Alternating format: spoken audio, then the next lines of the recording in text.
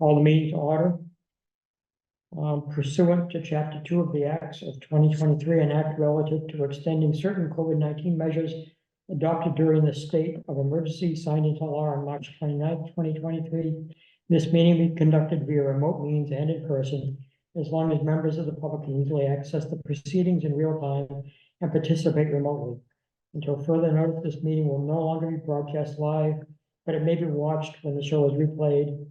I guess it's now on YouTube, right? The members of the public wish to participate in the meeting may do so in the following manner: in person at the Wolf Rock Meeting Room located on the second floor, Plymouth Town Hall, 26 Court Street, Plymouth, Mass. No occupancy limit of the room may reduce the number of attendees that can be accommodated. For remote access, please see our agenda that's published on the Town Hall website. You may also send any comments or questions that pertain to a current agenda item to publichealth@plymouth-ma.gov.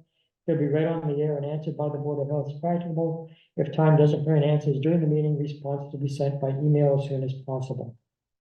So our first item of business on the agenda is the septic variance for 553 Federal Furnace Road. Yeah, let me just get Tony Just Tony Esposito waiting. admitted. And get his stuff shared.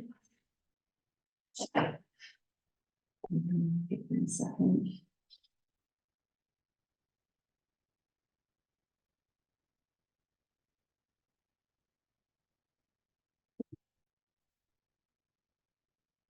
Are you there, Tony?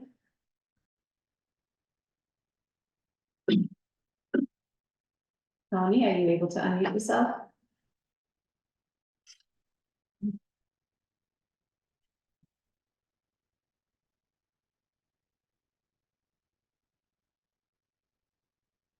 Tony?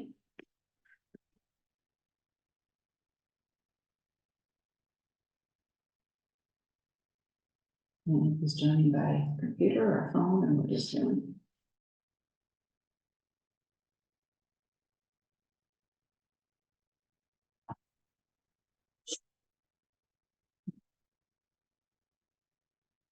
Looks like he's okay now. Tony, are you there? I am here. All right, Tony, you're up. So this is Margaret, you're with the Board of Health. Do you want me to share the plan for them to see, or are you capable of doing it? Why don't you try it? And I've got it just in case it doesn't work, but I want to make sure you've got the plan that has both stamps on it, and you do. Yeah, I got it. Okay. So this is a upgrade or repair for the existing dwelling at 553 Federal Furnace Road. The previous system were 2 trenches right along the front lawn area. I was informed that they were in failure, so we're going to remove them, and we are going to replace it with a leaching field that is in this location here. My dimensions are listed for the leaching field over in this area right in here. We are going to be asking for a couple of local upgrade approvals for both the tank and the leaching field, which will be separation distance from both the foundation and the Federal Furnace right-of-way line. The system was placed in an area where it did the least amount of work in paved and impervious areas, so that we can limit any possible impacts to the pond belonging to the Ellis Haven campground. There is no expansion of use. It is designed as a 3-bedroom system. There is a maximum of 3 bedrooms in the structure. And that's basically it. We have gotten approval or a negative determination from the Conservation Commission, so we will be not filing a notice of intent for this project. And with that, I am open to questions. Yeah, thank you, Tony. Does the department have a recommendation? With the conservation approval, the department would recommend approval for the variances. Okay. Does any board member have questions for Tony? Devin? No? Amy? No? No. Dr. Reed? No. Lorenzo? No. No questions. Okay, Deb's here too. No Deb, questions. No you have question. no questions either? Neither do I. Oh, there you go. That's easy. Would a member of the board like to make a motion? Are there any abutters here? No, it's, we should check with the butters. Are there any on It's the like up to remote property. access? Is it a property line or is it the town street that it's up to? There's a town street and there is one about her. Yeah, but there's But we have- nobody's here for that, no, There's no one here in person for that either? no. No, Then I'll make a motion to accept the plan as written. Okay, Amy makes the motion. Is there a second? Second. Motion's been seconded. Call the roll. Dr. Reed? Amy? Yes. David? Yes. Lorenzo? Yes. Myself, yes. So it appears to be unanimous. Thank you, Tony. You're approved. Thank you. Oh, your plan is approved. I should be very specific. Yeah, Next time, go ahead. Yeah, there's still comments on my appearance. Bye, All right, thank you, folks. Tony. You're welcome, Tony. Take care. Thank you. Next item is the grease trap variance for the artisan pig. Andrew Yeah. here? Andrew, just a second. Andrew, if you want to actually come up to the table and speak. The owl doesn't have good distance vision.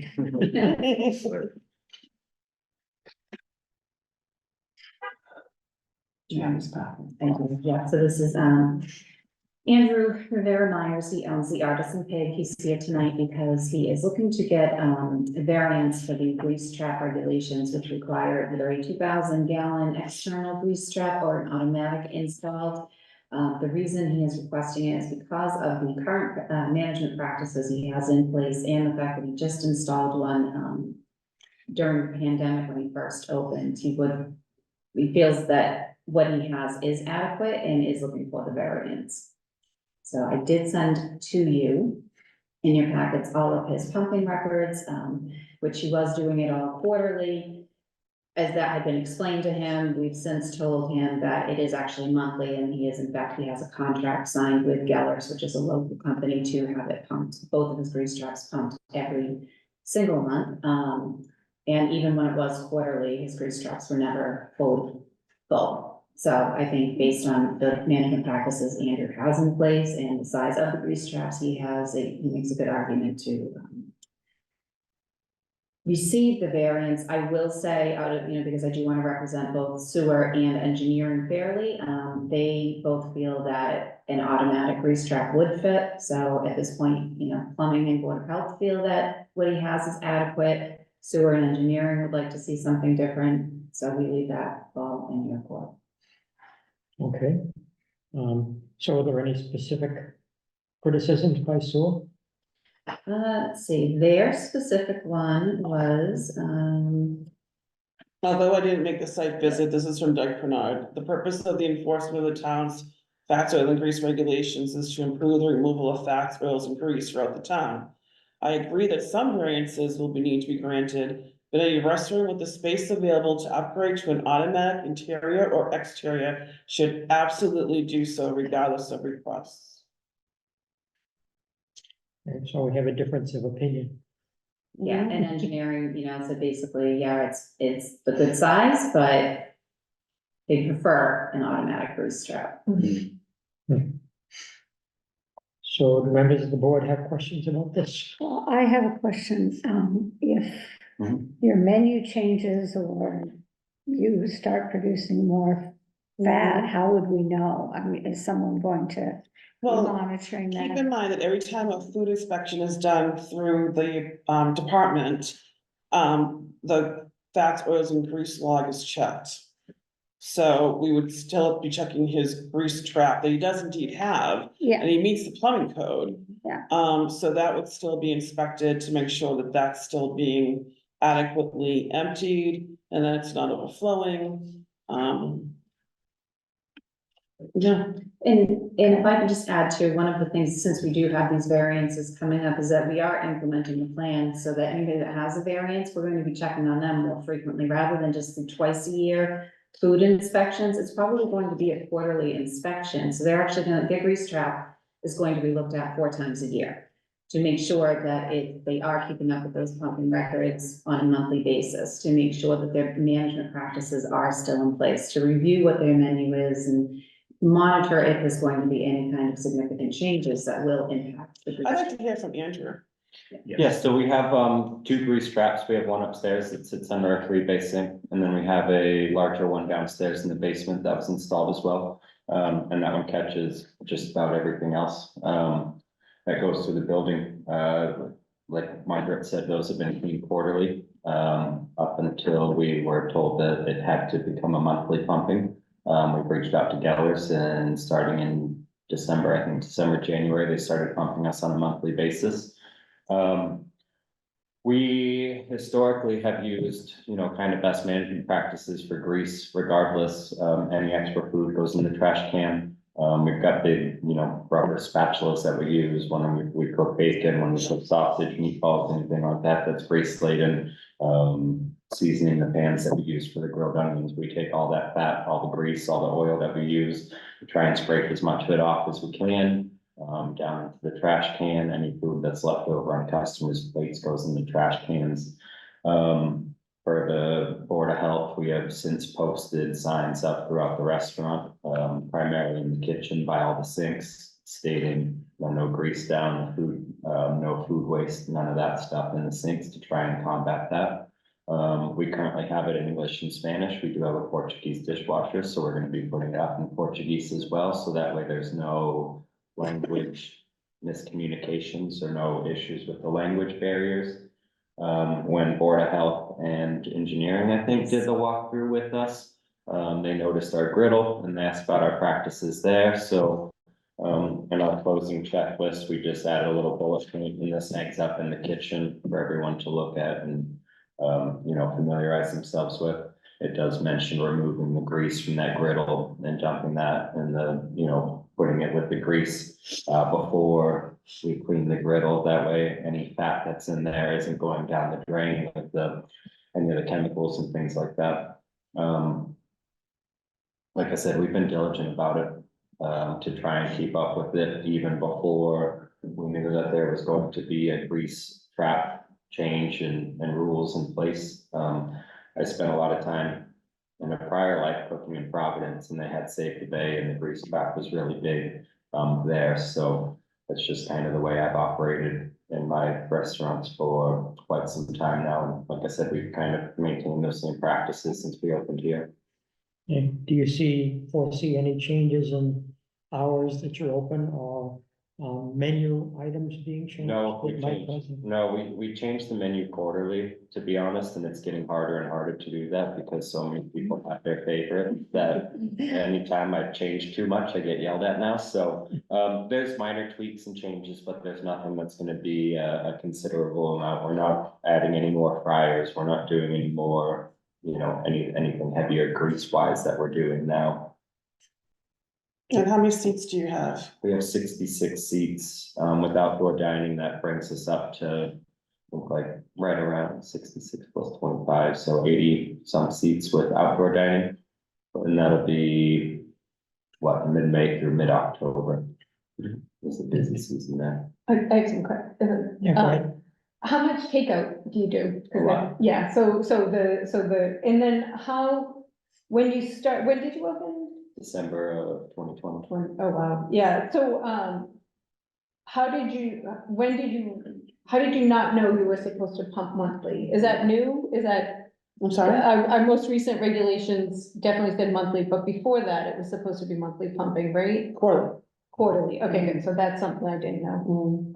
And then, you said that, so there's a grease trap underneath? Is So I that- have a grease trap that sits At the 3-bay? Yeah. And that catches basically everything that goes through the 3-bay system. Yeah. And that's our smaller one, that's I think a 20 gallon per minute system. Mhm. And then down in the basement, which is the larger one that catches everything, that's the 40 gallon. So does the 3-bay one go into The the, 3-bay goes directly into the 20 gallon per minute so- one, yep. and then does that, what does the downstairs one catch? The downstairs one catches basically, I think, every other drain that's. not- Okay, but not the 3-bay one. Not the 3-bay one. So any fats get caught, obviously, in that upstairs one for the 3-bay. Okay. Yep. All right. Do you have anything? Yeah, actually, Andrew, how much does it cost per month to, for your contracted killers? I believe it is $180 to do both grease And how traps. much did you spend on your grease trap when you opened? That I am not sure. I think they were, probably about $450 to $500 a piece for the passive ones, plus the cost of install. Right. So it'd be a big investment to It would. replace those. Yeah, I didn't even want to go down that road, not because I just don't want to bring finances into this, but since you brought it up, it would be a big financial burden to not only my restaurant, but probably any small restaurant to move up into that automatic grease trap. Talking to the gentleman at a different restaurant, he mentioned the cost to put one at his when he opened it. And I would be probably pulling my hair out or going on credit to put one in. And then the automatic, we don't require pumping, monthly pumping. Correct, because you can do that yourself. Right, right. And you said, how much is it per month? Right now I pay $180. 180. So that would save you. I think to $200. upgrade, I would be looking at probably $8,000 to $10,000 between the grease trap itself plus having Plumbing. someone to come in to install it and. And you're asking for a variance for both of those? I or think the just- variance is just for the, He's asking for For a the variance to not have, the requirements for the fats, oils, and grease right now require that you have either an internal Right. automatic or a 2,000 gallon external. Right. The Arson Peak has neither. Mhm. So he's asking for a variance to say that what he currently has is adequate moving forward to handle the fats, oils, and grease that he would produce in his restaurant. Mhm. And engineering and sewer are saying that they prefer automatic based on size. I mean, for what it's worth, we have spent, we have 3 years now of track history there, 3 years of at least quarterly pumping, which is now, Mhm. obviously less frequent than we have to do. And there's been no history in there of, overflow buildup, things like that. So I would argue that as we go into a more frequent pumping, the likelihood of a situation on our end becomes less, is more mitigated and controlled. Well, when quarterly pumping was happening, and this is a question for you folks, was there ever any issue of overflow like Andrew was saying? And also to note too, you can grant the variance with a time limit. Meaning you could grant him his variance to continue operating his restaurant as is with a review 12 months from now, 24 months from now, and not leave it open-ended. Mhm. Anything else, Amy? No, I know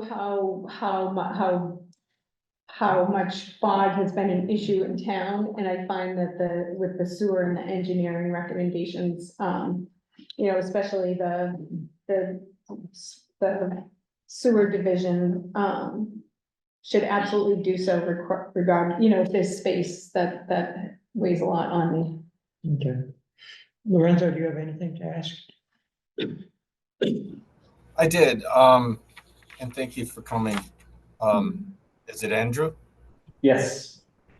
You mentioned that you have best management practices, and I saw some of the signage, and that one of those practices is dry wiping. Is there, and it looks like the signage, you could adjust them to maybe say that, to dry wipe. I know I Yeah. saw, it looks like, don't put this food in, but maybe a note above it, just say prior to, these things, don't, you want to dry wipe first too. If that's something that you could adjust and edit those signage. Absolutely. For the one that we do in multiple languages, I'm happy to put my, steps and procedures, one, wipe down plates or, pans, two, dry wipe all the fat or, scrape all the fats off, three, dry wipe, remove any excess fat and blah, blah, blah. I can do that and then follow up with, Margaret, if that works for you guys. Yeah, that's the only question or comment that I had, but thank you for accommodating that. It seemed Absolutely. like something easy to do, because I saw it's like a sleeve that you could put in that signage in. Yes. That's all I had. Thanks. Thanks, Lorenzo. Well, it sounds to me like this is probably a matter for a conditional temporary approval, with possible change in the variance request if there's ever a problem during the quarterly inspections, which I guess we would see, and as long as the pumping is monthly. So we could either approve or we could make a conditional approval, subject to change. If there's a problem which develops that becomes obvious during the quarterly inspections. My only real concern is that, that when you have people working, in a restaurant Mhm. and they don't speak English well, that there's a considerable risk that they may just do things that they were used to doing previously. Right, And then things are gonna happen which are not supposed to happen. right. And so, that certainly could happen, and, that's gonna be on you or whoever is there managing the restaurant, whenever it's open, to make sure that doesn't happen. Correct. There's no way around that. It's babysitting all day. Yes. It's what my life is. It really is necessary. Absolutely. Okay, would anyone like to make either motion? Yeah, can I ask a question first? Sure. Can we make it conditional upon satisfactory quarterly inspections? Absolutely. I think that's fair, so that you don't have to come, so that you don't have to come back every year to Yeah, register. If there's a problem, then we can deal with it. Yeah, the reason I bring that up is in the other variances that you've granted have been because, size, they couldn't fit anything else in. They were in historic buildings, so they couldn't make any changes to it. This is the first variance that the board's hearing that is really just outright, I want a variance, you know what I mean? Yeah, there was the Edge Pizza, when they came in to ask, and we gave them the 18-month extension Okay. because they didn't know. Right. That was something that we said, like, okay, we understand that there was a misunderstanding. You can have 18 months to put in the grease trap, but that was because there was size Yeah, there so that's too. why I brought up the conditional. I myself wouldn't be comfortable with it being open-ended, saying like, right now, here's your variance and go on and be this way forever. Mhm. You know what I mean? I would be more comfortable just saying that upon quarterly reviews, he can keep what he has. You know what I mean? But it's up, but it's continuous. And maybe planning and sewer would be happier with that too. Maybe, yeah.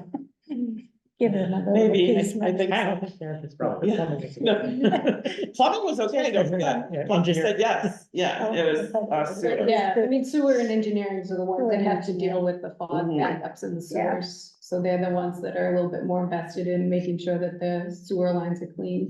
Yeah. I guess the other thing is it gonna be possible for you in some period of time, if we grant this conditional variance, that you could actually put aside enough resources so that you could upgrade? Yes. Okay. So maybe give it 18 months to upgrade, I or don't know. Is 18 months enough to be able to make Like that we did- more? I mean, feasible? I guess I would have to look at the. I don't think that's quite necessary to actually do that part. I think that if we do, Because we do our that is what part, we did, yeah. I mean, If that we is do what our we did part with the edge. and we find that it's not working, Yeah. then we could say to Andrew, it's not working. Yeah, Now we're gonna go back to the board and Right. we're gonna take a step yeah, here. but to that point, we should have done, if we go that route, then that's different than the last route that we took. Mhm. To be consistent with what we decided for the edge, we said, okay, well, there was a misunderstanding, you can have some time to save some money and get what we require according to our regulations. I think from my understanding, well, I guess maybe from my understanding is when we opened, it was prior to these rules. When he opened, it was. That's true. after That these is true. rules. So Yeah. we're looking at it more from a, I guess, hopefully almost like a grandfathered in type deal. Right, right. Like I said, we're still looking to maintain the correct practices, so we don't end up having to Yeah. pay arm and a leg. Okay, you want to make a motion? Yeah, I'll make a motion, to approve the variance, conditional upon satisfactory quality, inspections. Okay, Second, Dr. Reed seconds the motion. Is there any further discussion? Lorenzo, anything else? No. Okay. Deb? Deb. Deb, did you have anything to add? Nope, I do not. Thank you. And I'll just call the roll on the motion to approve the variance conditionally on satisfactory quarterly inspections. Dr. Reed, yes or no? yes. Amy? No. David? Yes. Lorenzo? Yes. Myself, yes. So the conditional variance passes 4 in favor, 1 opposed. Good. Good luck with that. Thank you. Thank you guys for your time. I appreciate it.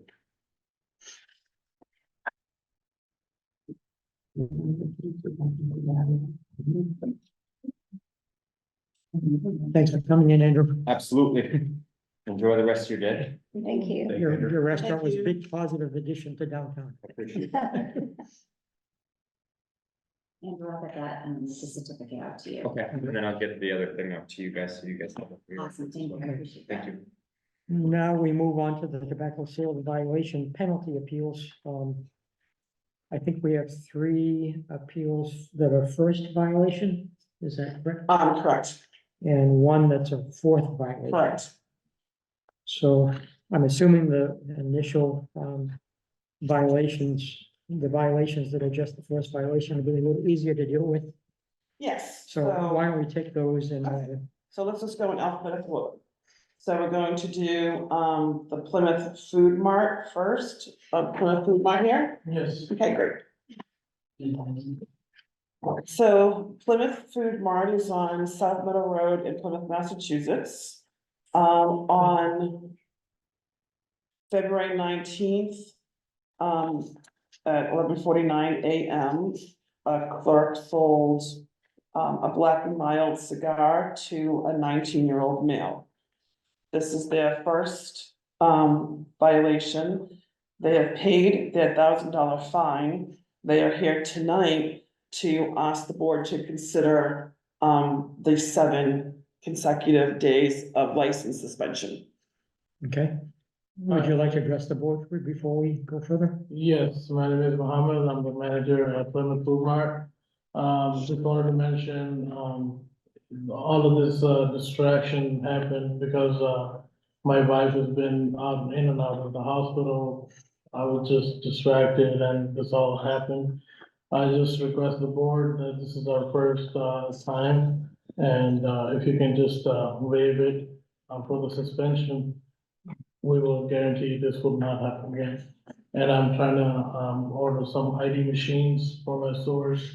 So, we have, better infrastructure to, pass IDs to the customers. So this doesn't happen again. Okay. Anyone have questions? Eddie. Okay. I'm sorry, was it Mohammed? Mohammed Ali, yes. Mohammed, thank you for being here tonight. Was it you or an employee who? It was me, Okay. yes. I'm sorry to hear about your wife. Thank And, if you're willing to share a little bit more, what was going on that night? My wife was in the hospital the night before, she got diagnosed with epilepsy, and I was just distracted with that, I'm just thinking about that, that's all. I'm very sorry to hear that. Thank you. Have you, implemented any practices or put up any signage or anything like that Yes, in the aftermath? we do have the 121, and then we have a calendar I just ordered, we just got it. We can just switch the date each day to be sure what the date is today for the, check-in, the 21 years old. So, Okay, Dr. Reed? And do you have other employees? I have really places. Okay, but it's never been an issue with Never been anyone. an issue, yes. It's been almost 5 years now I've been in business here, and never been an issue. And I guarantee you guys that it won't happen again. I'll try my best. Amy? I forget, is it a state law or is it local that we have to? It's for the time. The so the suspension, state- the the suspension suspension- for the first violation That's is local? not prescribed by the state. Okay. It is prescribed by our Yeah, our regulations. local Okay, regulations. thank you, that was my question. Have we, every time there's been a Yeah, first, have we done it? no, No, we haven't. No. We made exceptions. Mhm. Okay. Recently? No. Not recently, but the board had, yeah, but not this, yeah. Correct, and again, the money is not in just this case, in all cases. Right, the money. The money is, mandatory. that's at stake, Yep. there's no, Yeah, no decision, there's no talking points about the money. Right. This part of it is, there is an appeal process for the suspension. got it. Lorenzo, do you have any questions or comments? I do. What's the penalties for the second violation, monetarily and then suspension? Okay, well, $2,000 I have it here. days. Our regulations say in the case of a second violation within 36 months of the date of the current violation, a fine of $2,000 will be issued and a tobacco sales permit will be suspended for 14 consecutive days of operation. The state says that for a second violation, you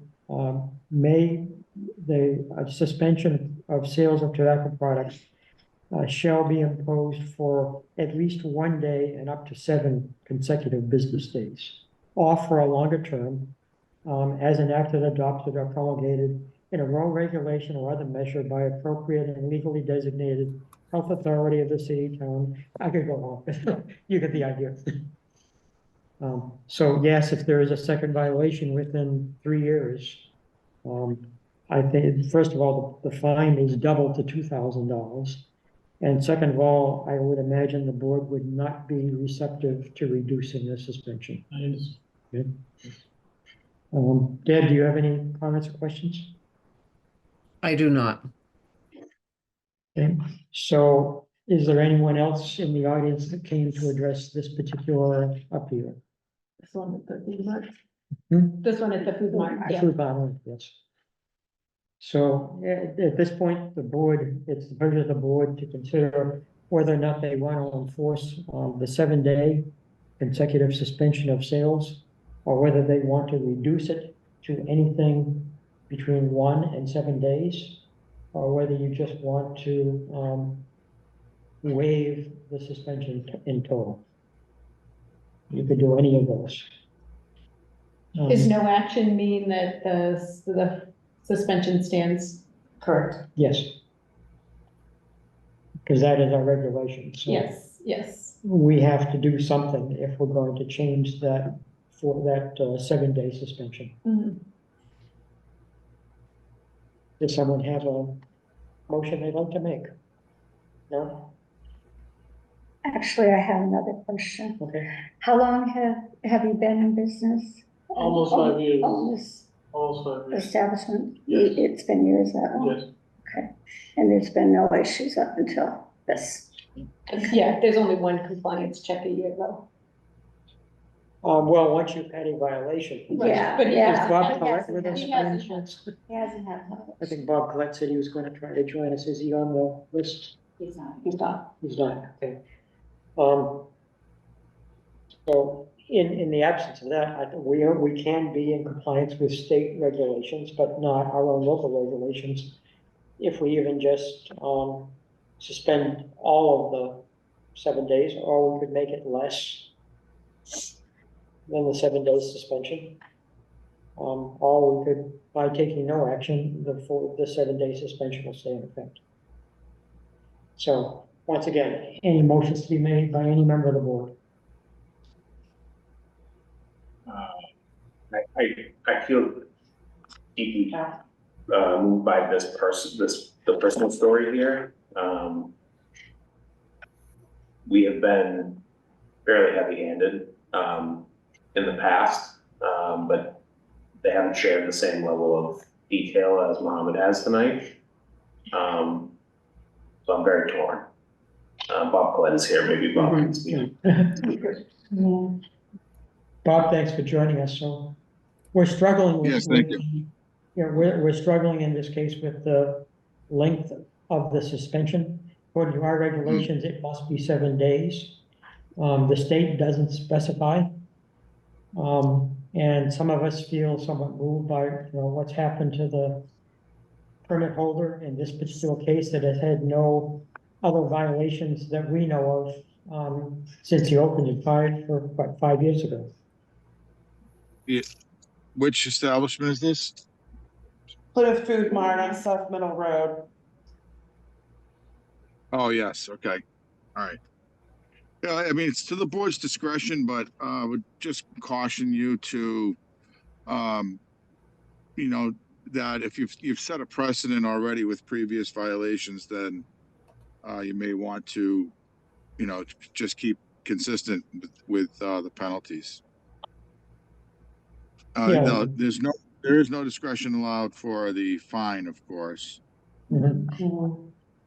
I think, we're aware that, if we reduce the suspension or eliminate it, we're setting a precedent once again.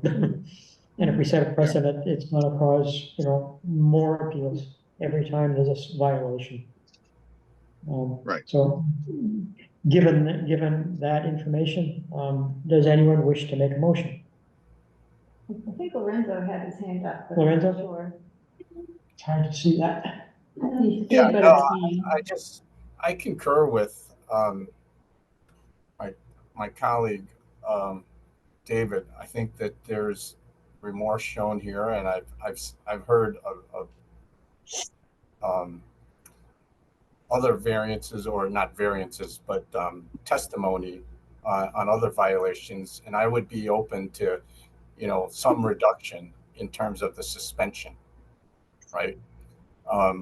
Now, to Bob's point, that's going to set some precedents here, and maybe the department can jog my memory, but what have we done on first violations in recent times? Have we gone the full 7 days? Yeah. On, Mm-hmm. on, And there's one that you first- waived. Yeah, When was that one?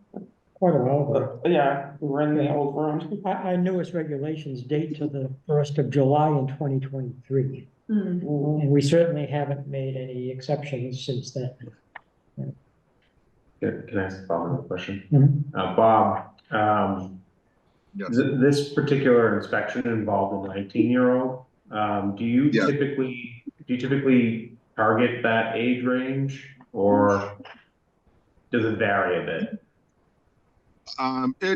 We try to use, between 18 and 20-year-olds, but currently I have, and for the last year, all I've had at my disposal is an 18 and 19-year-old. So yeah, that's the age range we try to go for. Okay. So Lorenzo or David, do you wish to make a motion to reduce the length of the suspension? Or not? I mean, part of my concern is that we have two others coming before us immediately after this. If there are other folks on the board who are, feeling a similar tug of war as I am, and as Lorenzo is, I'd appreciate hearing it before we make any motions. You can also wait until you hear all of them and then make your decisions. You don't have to make them individually. To your point, David, I do feel bad, but I feel like we have to set a precedent and we set these rules, and it stinks and it's awful, but I feel like, yes, I wish there was but it's setting the precedent, whether we do it right now or at the end of the meeting, it's still the precedent. Dr. Reed, what do you think? I agree. I think it may open a big box with a lot of problems, people coming back and asking us why we didn't do it before. And I do feel so sorry for what happened, but I think we should stay consistent. Okay, if that's really what the board desires, then we should remove the hearing process from your policy. I agree with that. Don't have a hearing. If it means nothing. We cannot do that according to state. Is that correct, Bob? Hearings must be offered so that anyone who wishes to appeal the penalties can do so. Right. You've also just stated that you'll never change from that. At least this board won't. Maybe in the future, a different board will see it differently. Yeah, they could. Yeah, that's true. Okay. And I personally, again, I agree with my colleagues, Dr. Reed and Amy, that there's too much risk and I feel badly too. Yes. I request you guys if you can just reduce it to at least 1 day so I can, manage that. So, I mean, I'll still take the punishment, like you say, but at least it won't be 7 days. Because business haven't been really good. We've been hardly surviving these days, as everybody knows. So, I really appreciate it. Yeah. I personally feel badly about this too. I think we all do. It's very sad that this kind of situation happens and we have to deal with it. But I still feel that, we have to be consistent. And in order to be consistent, we have to enforce our regulations and rules as they were stated back in last July. So I still feel that way. Given that, we can take a vote if anyone wishes to make a motion. I'll make a motion to reduce the suspension to 3 days. Okay, I'll second that. there is a motion before the board and a second to reduce the suspension of sale permit to 3 days from 7. Is there any further discussion? Yeah, if I could, Barry. Mhm. I think part of what we're hearing tonight is that these are human beings who are running these businesses too, and we've been heavy-handed, and a lot of the times when folks come in front of us, it was complete negligence on the part of at the point of sale. I can't imagine running a business and also trying to deal with personal family issues that you described. So I think as folks who are, we serve the public in addition to protecting public health. I think we have to balance our need to enforce regulation with some compassion in certain circumstances. So I would hope that we can at least give some grace here. And I wish I feel similar, but I feel like once we vary from it because of a story, then not that it's just a story, like because of a situation, I feel like then we're just opening up a can of worms. Yeah, you also have to consider there's 19 violations? 18 violations from the last inspections, which were shocking, I think, to all of us. There was that many violations. Out of how many permits do we? 45. Wow. 45. I'm very much less sympathetic towards folks who violate multiple times. I think once is a mistake, can be a mistake. Multiple times is very bad business practices. So I'm interested to hear more about how many of those are repeat. I will let you know that there are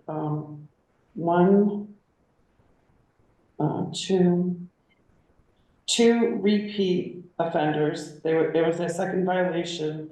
They've already paid and they've already stopped their sales. They didn't request a hearing. They just said, oh, I will do this. We had two others that it was their first time, and they also paid their fine and stopped their sales for 7 days. Mhm. So there are 4 that have completed, what they needed to do. There are others that have paid but have requested, a hearing that you'll hear next meeting. And a couple that we haven't heard anything from, but I'm still working on this. My concern is that if these inspections happen once a year, and if it's bad timing or is it bad practice, and there's no way to really know. Yeah, Bob, is it not true that if someone has a violation, they get inspected more frequently than once a year? Yes, that's correct. Yeah, but that's if you get, I mean, if you get caught, yeah, if you get caught. Right. Okay. So is there any further discussion, comments? Then I will call the roll. Dr. Reed, this is the motion to reduce the suspension length from 7 days, 6 consecutive days to 3. Yes or no? Yes. Amy? No. Lorenzo? Yes. David? Yes. Myself? No. So apparently 3 days. it's going to be 3 days in your case by a vote of 3 to 2. Thank you very much. Mhm. I appreciate it. Have a great day. Thank you. Okay, so I'll follow up with them to get the dates of, they do that in writing, so they'll have to tell me the dates of this, that they'll stop the sales, so I'll do. Peter, okay, next up will be 7-Eleven on State Road. Also first time violation, happened, oops. Same date, February 19th, 2:21 PM. Same 19-year-old male. The department's concern here was the clerk scanned her own ID to verify the buyer's age. But we do have, the compliance officer, I believe, joining us remotely. Barbara, are you there? Yes, I am here. I'm having trouble with my connectivity a little bit, so I apologize for that. Okay, so would you like to say anything before the board takes action or motions? Yes, please, and thank you for your time. I just wanted to kind of go over the timeline a little bit and give some extra insight. It was February 19th. There was an employee on duty that made a very bad decision against all training, and for whatever reason decided to scan her own ID. The point of sale won't allow a tobacco purchase without scanning. She opted not to report that to the store manager and quit a couple of days later. Can you hear me? Yes. Okay. Anyways, the employee quit without advising. As soon as the store leader found out after the fact, she then reported it through to the corporate compliance department, which I manage. And then we started handling the case from there and doing our own internal investigation through video access, transactional records, things like that. So we do feel awful that that occurred, but we do have many things internally, corporate wide, that we feel like should adequately keep these things from happening. But unfortunately, there's not a whole lot you can do when somebody makes a bad decision and decides to sell illegally to someone.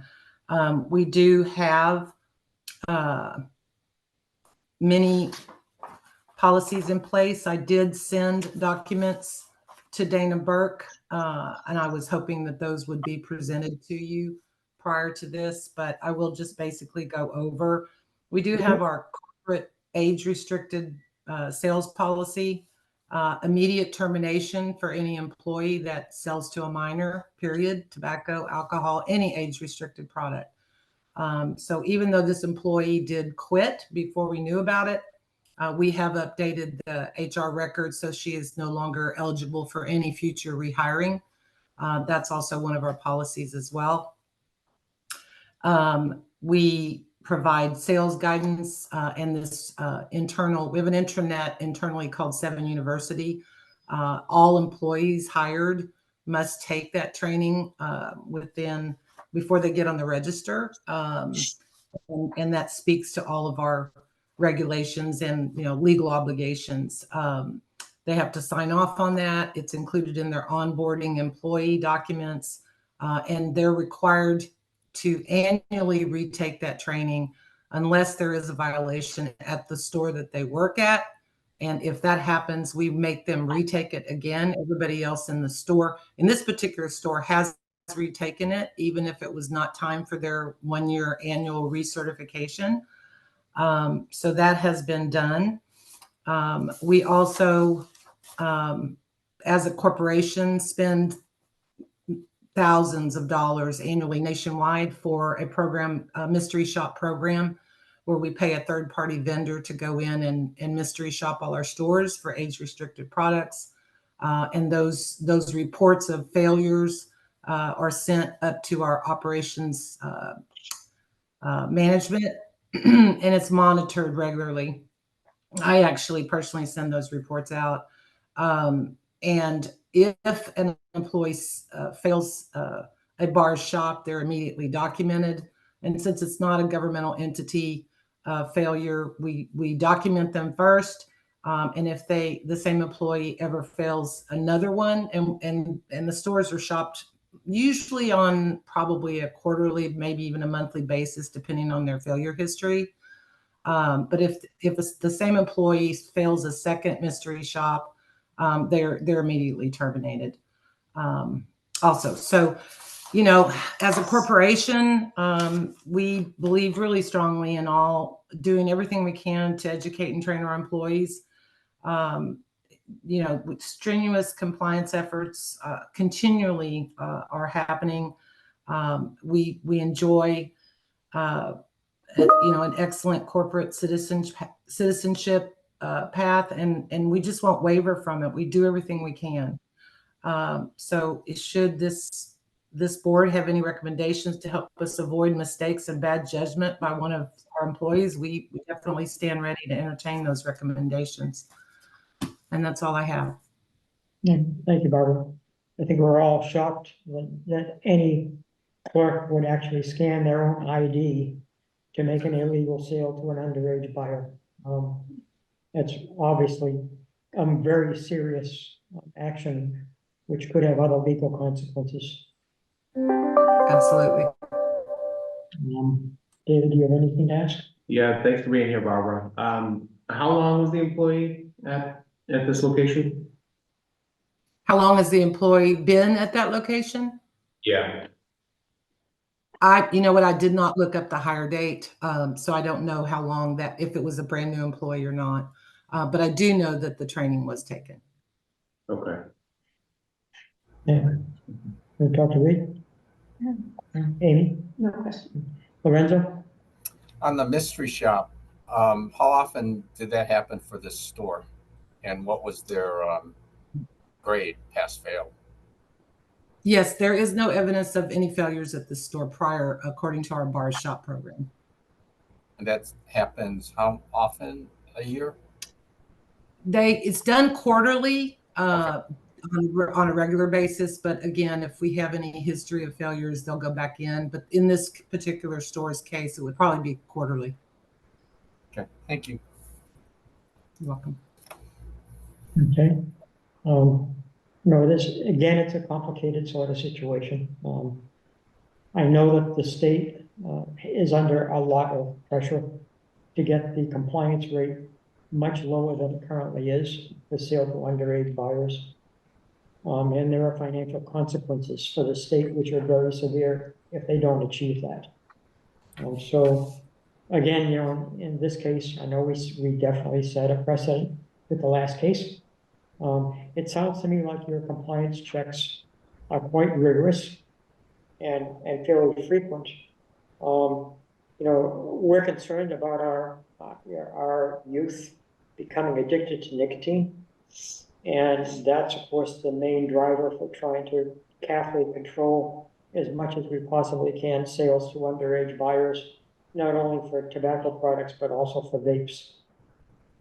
We certainly don't want any of our students at high school or even middle school age becoming addicted to nicotine if we can possibly do anything to stop it. So I'm impressed with your compliance activities, but still, we still have to consider, do we want to take this into consideration and reduce the 7-day suspension for this one 7-Eleven shop? Or do we want to maintain it? So again, if there's no further questions or comments, pleasure of the board in terms of making a motion to reduce the length of the suspension. Or keeping it as is. Well, keeping it as is, we don't need a motion. No, this is for this. This would just be if you wanted to reduce it. Unless somebody makes a motion to reduce it, it stays at 7 days. Mhm.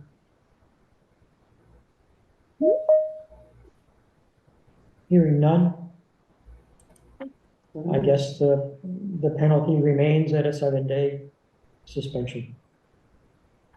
So Barbara, this is Karen. I'll need in writing, email is fine, from you the 7 consecutive days that the store will stop their tobacco sales. It has to be within the next 30 days. Okay, Thank you. within the next 30 days from today, correct? Correct. Yeah, from today. Yep. I would like to ask the board, considering that there is some inconsistency in judgment, is there any reason to believe that since 7-Eleven is such a large nationwide corporation that made any difference in your decision? I would say absolutely none. And Not Yeah. for me. No, I don't think, first of all, the board does not have to respond to that legally. But certainly, I don't think that there's any factor involved, which is the size of the corporation. If it's an individually owned store that has a tobacco permit sales license, unless there's really strong motivation to change the suspension, I don't think we generally would.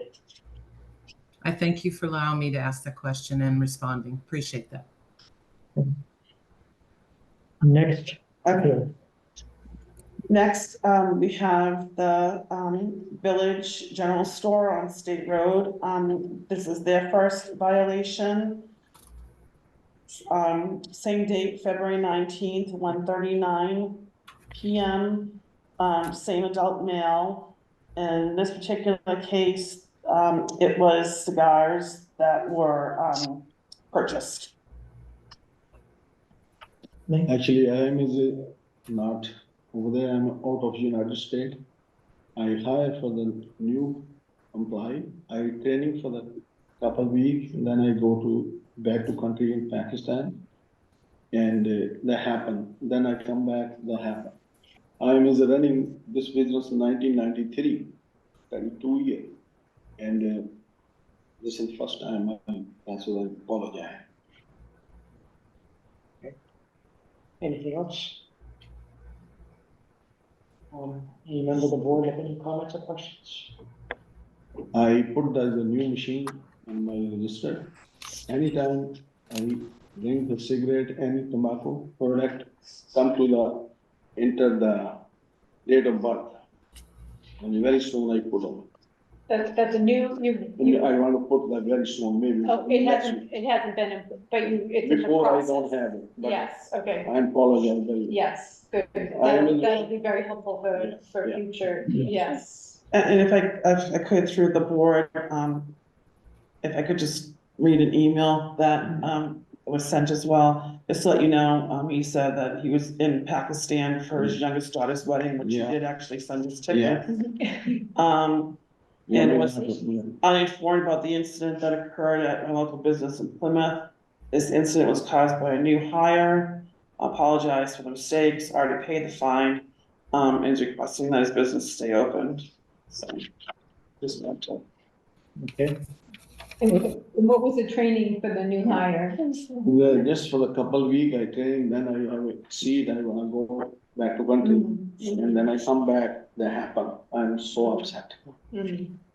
I'm running 1993, that business. yeah, you are obviously responsible for the I'm- actions of the people Yeah, I that you employ. apologize.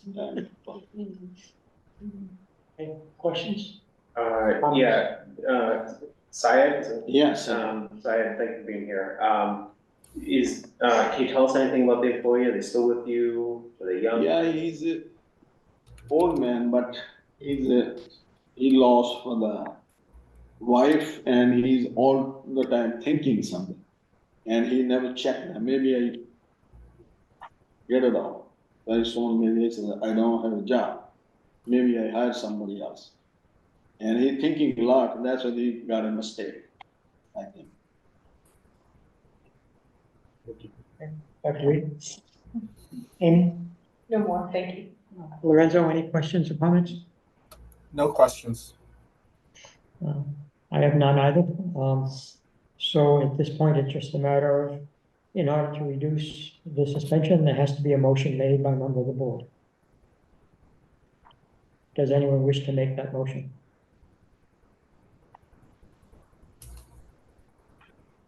Hearing none, the penalty remains, a 7-day consecutive suspension. Okay. You make it 3 days, that'd be good. Somebody had to make a motion to do it, and no one made a motion. You can't. It's run by majority vote. And if there's no motion to change the violation penalties, that doesn't change. Nothing we can do about that. It has to be done by a majority vote of the board in response to a motion. So sorry, but please don't make sure it doesn't happen again, because we don't want. Yeah, I'm not here. If I'm here, no problem. Maybe you could designate a longer term employee that works there to oversee it in your absence, just a suggestion. I have no any clue, but I have to go. My daughter. Yeah, we understand, we empathize, sympathize with you. I've been We have, 32 years, that's the first time that happened. we just That's have, what I do that. we have to be very You strict give me about break, this, and thank you very much. because we are You doing do. everything we can to protect our young people from getting addicted to nicotine. So if you could just send another email to me with the days that you're consecutive, and they have to be for the next 30 days, just let me know. Okay, Thank you. all right. Okay, And so sorry, yeah, we don't have to do this again. the last one tonight for the board is Long Ridge Wine and Spirits. This is on Purchase Street. This is their 4th violation within 36 months. In this particular case, what happens now is the board has to consider if there'll be a fine and what is it? If there'll be a suspension and what is it? Because the hearing is to see if you'll permanently revoke the tobacco product sales permit. And the owner is here. Now, I will read the relevant part of our regulation for you.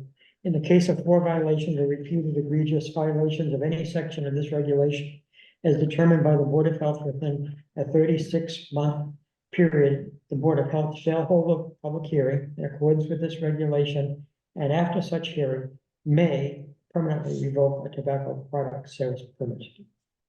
Okay, Okay. so what would you like, information you'd like us to consider? We've owned the store since 2010, at the Pine Hills. We own, 2 other locations that are full retail liquor stores, one in Situate, one in Hull. We've owned those for 26 years. The first year that we owned the store in Situate in 1998, I sold a pack of cigarettes to somebody during a, compliance check. And I believe our 3rd violation was also a mistake they made by me personally. The most recent one at our location here in Plymouth was by one of our part-time employees. We hold ourselves in high regard within the community to do the right thing and to keep alcohol and tobacco lottery out of the hands of young people. We're constantly, more so at our other locations because they're coastal communities by the beach, but we're very, very frequently asking each other, do you feel that that person is 21 as they enter the store? And if it's a group of people, we go over and we ask all of them for an ID. If all 4 of them or 3 of them don't have an ID, we've taken alcohol out of the hands of young people when they're shopping with their parents. They want to assist their mom and dad, and we say that they're, strong enough, but they're not old enough. And, we've done beverage alcohol training. We don't, my store and the other locations where we sell more snack items than we do at this location because we're attached to a grocery store. If a young person comes in and makes a purchase of a bag of chips and a soda and whatnot, we don't give them a brown bag. So when they walk out onto the sidewalk, their wares are, visible to the passerby so that they don't think that they have something in that brown bag that they shouldn't have. We're a family-owned and operated business. Our family, unfortunately, is getting smaller and the business is getting bigger. Our daughter, who was once our bookkeeper, is now home with 3 kids. My mother has passed away. My dad's 84, falls on one of the other partners who was my former spouse, Nancy. And, we're mortified, we're embarrassed. Any suggestions that you may have for us to take as far as training procedures? I don't know specifically the other 2 infractions as to who and when those were. But I know that the one that was last year, I closed the register drawer and I knew immediately what had happened. And I walked out to the car and I saw the young person get into the passenger side seat. And, I'm the first one to tell my staff to please let me not be up front because I have so much on my mind in the day-to-day operations of the business that my focus may not always be where it needs to be in order to perform these duties as far as the selling, and I can't explain to you enough that when we first bought the store in Plymouth, we had cops and shops come in. We had an officer come in and say, we're going to be out front. If you see any IDs that you don't like, if there's anything that makes you uncomfortable, just give us a wave and we'll come in and assist you. And they were out there for maybe half an hour or 45 minutes. And they came back in and they said, it doesn't look like, do you have any young people shop here? And they said, we're going to go off to another location. We know the majority of our customers. I've spoken to people at the town hall in the past where I believe in my heart of hearts that there are not young people in our location, this particular one, trying to buy product that are underage. I just feel that any way that we can work together. Our rent is tremendous there. All of our big business practices, we try to be forthcoming with our customers, our wholesalers, you folks. We're not trying to meet any bottom line by performing illegal activities. It's an honest error. This gal, Sarah, has worked for us on and off since 2011. She was the person that was on duty for this most recent transaction. And if you take our tobacco license away from us, my first question would be, is if we were to sell the store, would the new store owner be able to apply for a license on their own? Because our rent at this location is $182,500 annually. And if we take the tobacco portion of our business out of in the past, when we've had to take all of the product off the shelf and put it in the back room and not sell tobacco or cigarettes, it leads to obviously, customers who are not really thrilled that they have to go somewhere else. And if we lose that portion of our business, then they will ultimately go somewhere else for their other purchases. permanently. Which would be devastating to our business. You know, we've had parents like at the counter with their grandchildren or, you know, the grandparents, and they're having the children pick out lottery, and we just stop them right then and there. You know, the kid's 9 years old, he's not scratching lottery tickets, and then you get into this, you know, back and forth where they're not old, you know, and it's, you know, we try to do the right thing. We are, you know, I know that we've had a series of events in a very short amount of time that would perhaps make you think that we're not diligent about what it is that we do. But I feel that we are. I feel that we are responsible. I feel that we are, you know, I can only work as many, you know, I work 7 days a week. I can't be at the register all the time. And I've admitted that I'm not the best person to be up there because my mind is not always, you know, focused at that. But I do rely on the people that, you know, work for me to do their job. And there was a lapse in maybe just, you know, because when a young person comes into our store, they stick out like a sore thumb. You know, you can tell somebody that, you know, they'll kind of peek in the store and they'll say, is this the grocery store? And we'll say, no, that's next door. And I just can't, I would like to, if possible, I would pay somebody from the Tobacco Collaborative week's salary to come in and sit at our, you know, behind our counter and watch how we conduct business. I will make a donation. I mean, anything that we can do. And I'm not pro tobacco, you know, I'm not pro alcohol or pro lottery, but it is our business. And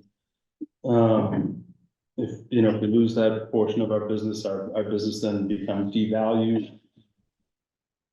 And, you know, whatever suggestions may be made as far as, you know, I'm not super familiar with the technology where licenses are scanned. I know that we've looked to that in the past where, you know, there's a tremendous cost involved with that. There's, you know, whether it's monthly fees or yearly fees or software updates. But I'm willing to listen to any suggestions that you folks may have. And just, again, as a person who is put in the position to make these decisions and incidents not be a regular thing, which, you know, on paper, it looks like it is a regular thing. I just don't think that at other times when we're conducting our business on a day-to-day basis, are we letting our guard down and selling anything to anybody who's underage. I feel that we are truly diligent, and the record does not indicate that that is the case. But, you know, over the course of the time, one of his mistakes been made by me, and then we've had another, it's not, and I've employed, many, many people over the course of the years that we've owned the store since 2010. Let me just, for purposes of understanding all the details, do you have the dates of each of the violations? The most recent one was the 19th. Yeah, first one was August 10th, 2022, December 29th, 2022, June 19th, 2023, and then February 19th, 2024. So is that 18 months since the first one? Yes. Yeah. So 4 and 18 months. Yeah. Yeah, I assume were they different, sales clerks in each instance? Two of them were here. No, the one in 1998 at my store in Citro 25 years ago was me. And the one before this was my, and then the most recent one was Sarah. Okay.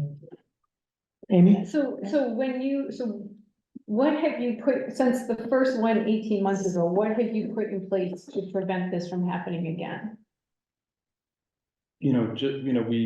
We collaborate as a group, and we understand what We, I guess my question would Yeah. be, why wouldn't you put the technology in to prevent this from happening again? When you could see, Well- one violation, 6 months later, another violation, 6 months later, another violation. Here we are again. for instance, like our credit card processing, we lose that. But I'm just talking about this Well, ID I check. also think that is, and I would like to, I could call somebody and have a demonstration done and look into it. I'm not completely familiar. I don't, Why you didn't do it after the first, second, or third violation? a cost, but it's not, it's. So did you very- get estimates on the cost? We did, in Situate a few years ago, so. But I mean, Other smaller businesses that hold tobacco sales permits and do have that technology in place. Admittedly, they don't pay any kind of rent close to what you do, so. I think Can I follow up on Amy's Sure. question? It sounds to me like you haven't changed any business practices since the first, second, or third. Can you just confirm? well. What would that mean, like training or? We're asking if you've done anything. Have you hung a sign? Have you implemented technology? Have you changed training? Have you done anything to address these limitations? No.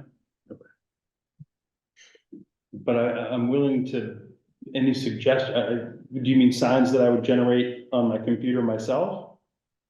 Well, you've said that you haven't done anything at this point. Yeah, Dr. Reed, any questions? I guess my main question is, this is 4 times, and like Amy, I'm just curious why nothing happened. It's just purely monetary. Oh, no, we, amongst ourselves, we say that we can't let this happen, and we, remember to card every, and we ID a lot of people, and we turn down sales for multiple reasons,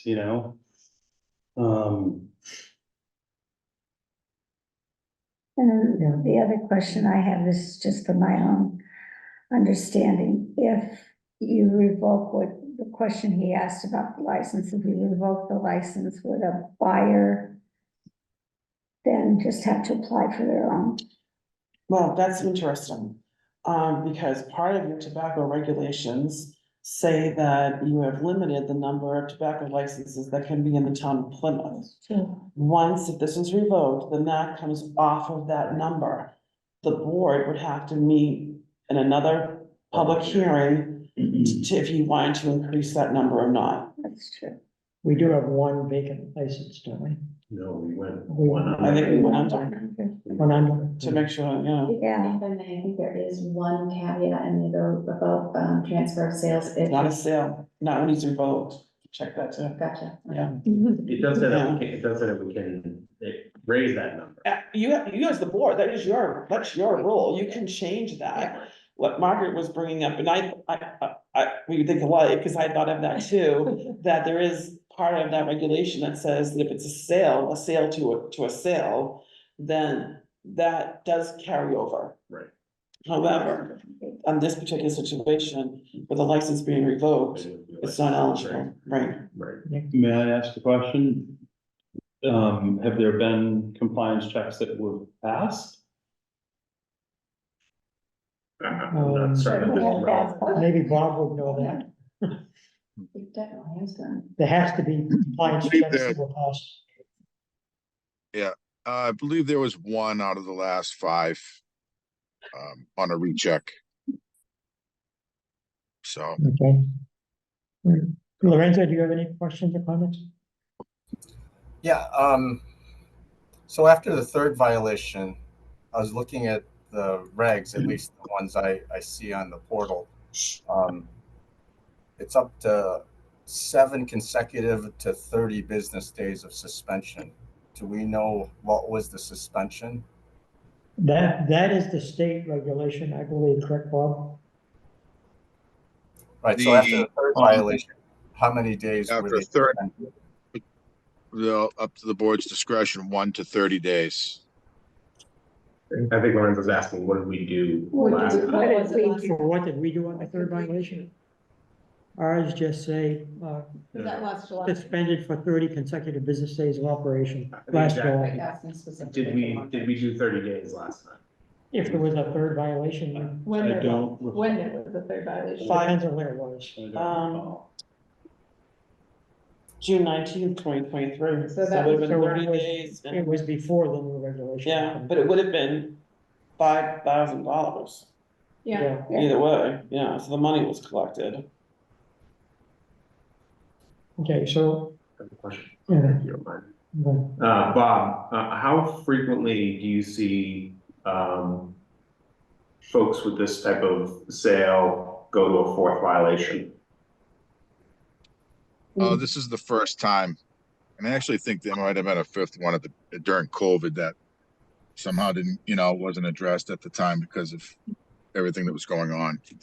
Yeah, I remember that being part of the conversation, but we made a determination that we wouldn't consider that as part of the facts of the individual hearing, but so. Right. So how So this is long the have you- first.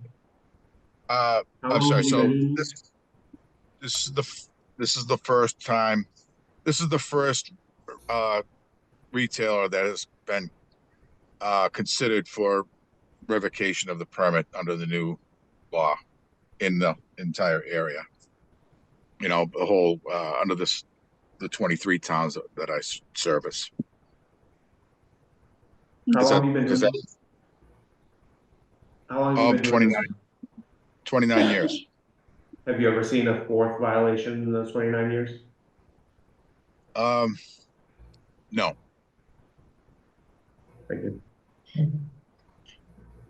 So if there's no further comments, because we have to move along, we have a very heavy agenda today. Lorenzo saying something? Lorenzo?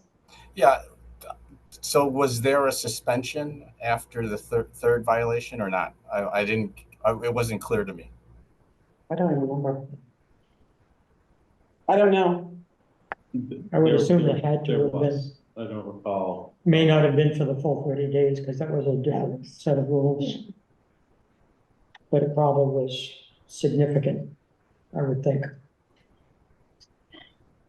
So the way we operate is that, if there is no motion, then we have to enforce the rule. This has to have a motion. Yes. This has to have a This one has motion. to have a motion. This has to have a motion. This has to have a motion two different ways. One, the motion has to have, there's gonna be a dollar amount, fine imposed. And two, if there'll be a suspension of license, actually three things, and there's a suspension for how many days. And the third thing is, if there's going to be a permanently revoked revoking of the license. So three different things. Can I disagree with you on one part? Yeah, But I think that the violation is $5,000 because C says in the case of 3 or more violations, it's $5,000. it can be more. That's what I meant. I didn't mean, it can be more than 5,000 times. Is that the state though, or is that ours? Yeah, what is the We can be state say? more than the state. We can be more than the state. That's what I'm saying. But when it gets to this point, it's sort of like it's a new ball. You, as the board, you can do several things. You can say, okay, we're going to not revoke your license. We're gonna give you a 30-day suspension, but your fine's $10,000. We could say, you could say a mixture of those two, but it has to be made in a motion because it has to be a decision. So I think that they're kind of interlocking, because obviously if we take the most severe, motion, which would be to permanently revoke sales permit, I don't think it would be reasonable to also assess a fine. But I do think the regulations, to David's point, say that we must, in the case of 3 or more violations within a 36-month period, a fine of $5,000 shall be issued. And the tobacco product sales permit, but what Bob said was that's not, the 30 days is local, not state. What's the state say? So the 5,000, but if we, The state says 3 or more, does this, $5,000. but what's the suspension?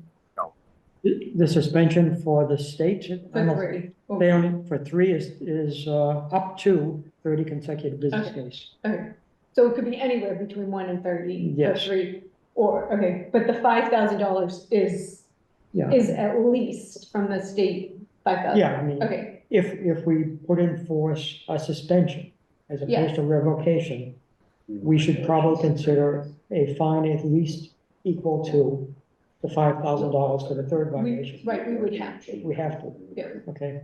If you're going to actually indefinitely or permanently revoke the sales permit, I would argue that it's not reasonable to also assess a fine. Unless we have to according to state law. I think we have to according to state law. What is, Did Bob? Bob leave us? Bob had to join Yeah, his he's- own meeting. He's got another meeting he had to go to. All right, what is, do you have the state law in front of you?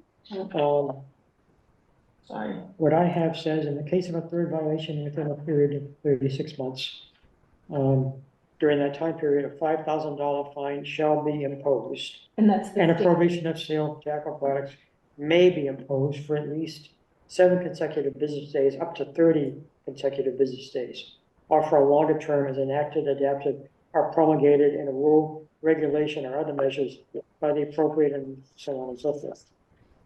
But it does say the 5,000 shall, and Yes, that's the state law. that's the state law for a third violation. Three I don't- more or third? According to the one I have printed out here from the state, Yeah, which is 105 CMR 665 under violations. They don't address anything, I don't see anything that says third or more in this particular case. oh, okay. And ours does. Ours does, Yeah. yes. So in some cases, I've seen recommendations that you can make an indefinite suspension of sales permit as opposed to a permanent one. Oh, interesting. So then that sales permit would stay, if we indefinitely suspended the sales permit stays with him. He can sell his business with the sales permit? Is that what you're thinking? You could, if you were going to do that, if you're considering that, then I would make the motion to include that upon the sale of the property, the license would be reinstated. Mm-hmm. Mm-hmm. But just to play devil's advocate, couldn't he sell it to a family member? Exactly what I was thinking. No. And I'm not suggesting you would, but if our motion is to be sound, Mm-hmm. We could also make the motion that it's an indefinite suspension to be reviewed once, stronger, sales control measures are taken. And may is there information that is available to me that's, you'd be happy to send me? Okay. I mean, that would basically be like electronic monitoring of birth dates. And frankly, if we. What I've tried to avoid is to be like Fenway Park, that cards every single, but I think that's the direction that we're gonna go. but that has been to the detriment of your business at this point. What's that?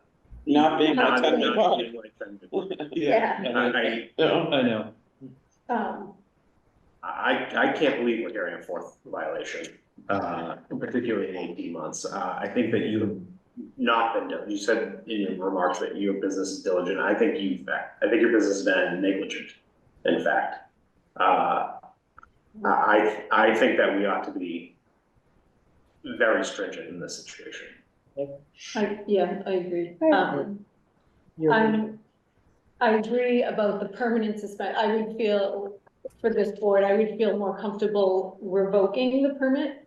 And then in the possibility of somebody trying to buy the location, coming back and issuing a possibility of another permit, which I would in general not want to increase, but understand that this is a different situation altogether. But I do believe that the lack of attention to the first, second, and third violation, business as usual, Right, particularly where it's, the vendor has said that he's not made any adjustments to his practices. Okay, Lorenzo? I have no further questions Okay. or comments. In that case, there's a variety of different motions that have to be made. I think we should first consider the, permanent revocation of the license. And if that does not pass, then we'll have to consider lesser suspensions. And those will be accompanied by fines. I'll make a motion to permanently revoke, what is it, Long Ridge Ridge, liquors. the tobacco permit. And is there a second? A second. And is there any further discussion? Then I will call the roll. Dr. Reed, yes or no? Yes. Amy? Yes. David? Yes. Lorenzo? Yes. Myself, yes, it's unanimous. Much as it hurts your license for the sale of tobacco products and vape products is now suspended. Revoked. Permanently. Do you want that to be effective immediately? I would say, Tomorrow morning? Yeah. well, you're gonna have to transfer, One, you have to transfer all the products which you can no longer sell to, I guess, one of your other locations. yes, may I ask a question? If we take certain steps, would we then be able to reapply? Don't believe that's possible. Permanent revocation is permanent unless it's rescinded by the board, right? So yes, it's possible that the board would consider rescinding it, but we generally don't do that kind of thing. Okay. That was painful, and I'm sorry to say that Effective had to happen. tomorrow, Oh, March maybe. 14th, 24. Okay. I'm listening.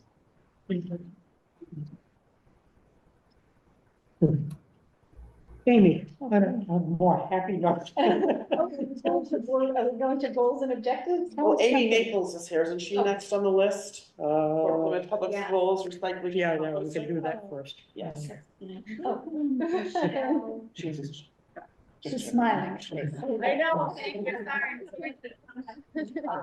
That was tense.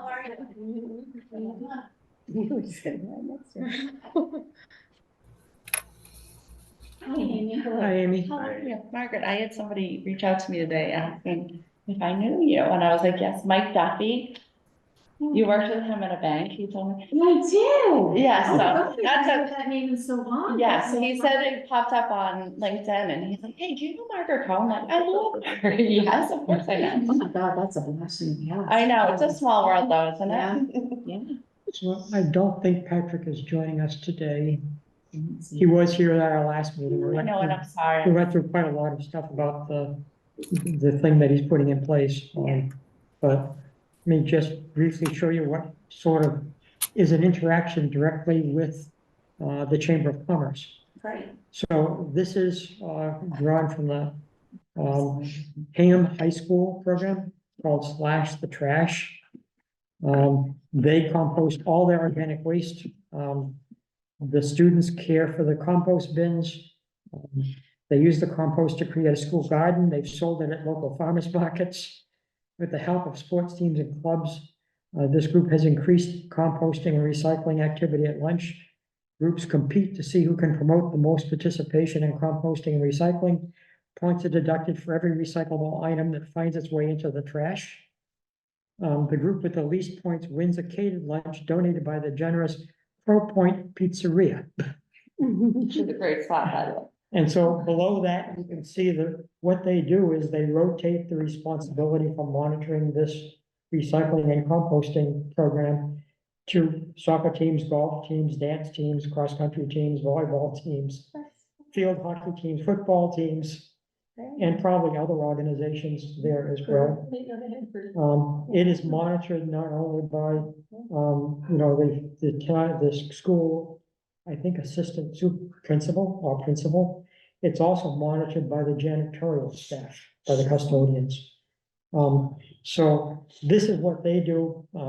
We were also told when we made a visit to their program that individuals who made a real big contribution to this effort usually are awarded a parking space which is closest to the schools. So they get. Which is a great They get benefit. the- I they have get- to be honest. They get the high value and so on. The other thing to consider, because obviously what we're doing is approaching the Chamber of Commerce and saying, well, we need some sort of incentives for this to work. Right. And we're trying to find those incentives. I can show you, I think, let me see if I can do this. With the link. So this, see if I can share this too. This is gonna be a little hard. Guess I gotta stop sharing one and then go to this. Nope. Try it again. I gotta do screen share.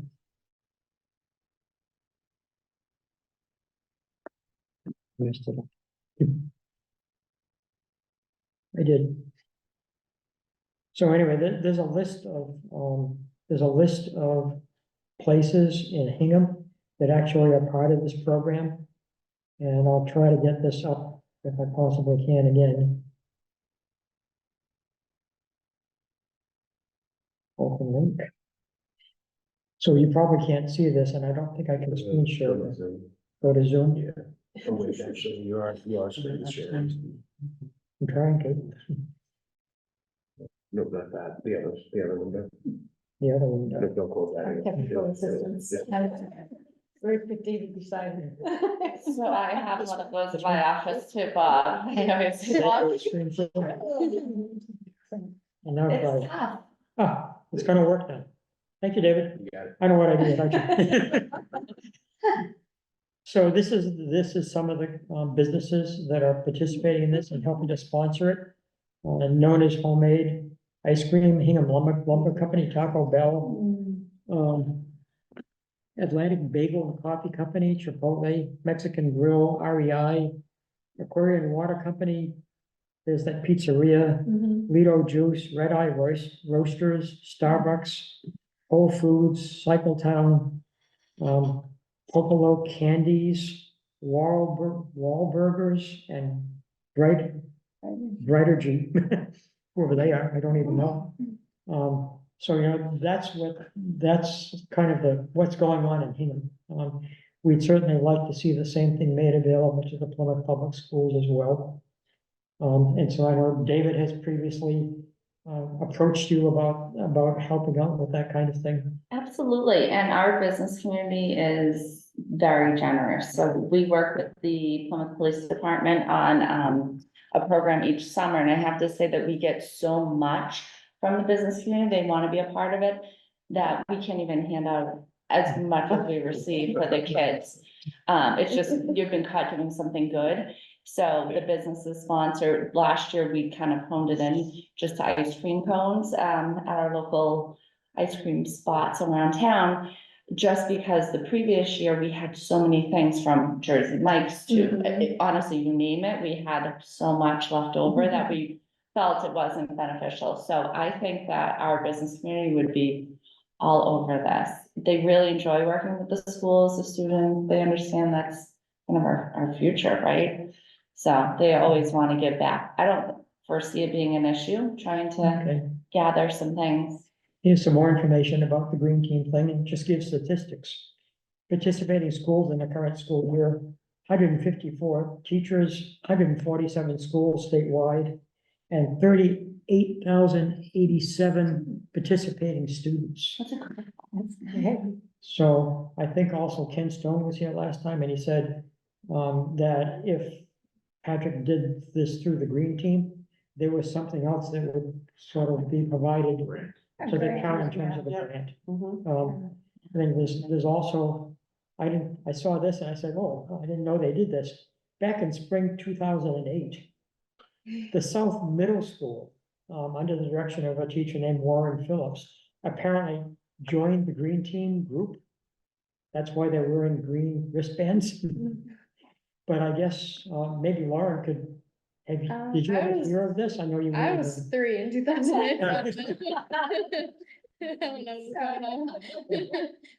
So this has been around a long time, and apparently it went poof. It seems like it was just yesterday. Not right. And, you know, there's a lot of other pictures of various people that are involved in this, but, so. Those kids are between 25 and 28 God minutes. damn it. The time flies, you know, David, the time flies faster the older you get. So that's basically what we're hoping, that we could get the Chamber of Commerce to agree to. 100%. I think you may also be approached by our public health excellence shared services grant. Because we're looking for ways to encourage people, especially in North Plymouth, where we have a lot of environmental justice, English not being spoken as a first language population.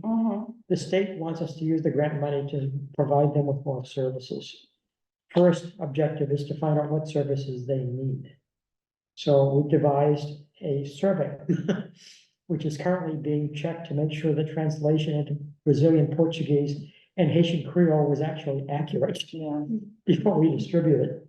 It's also been translated into Spanish.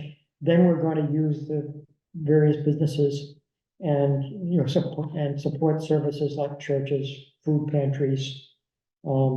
There's another organization up in the same area, Algonquin Heights, that you probably are aware of.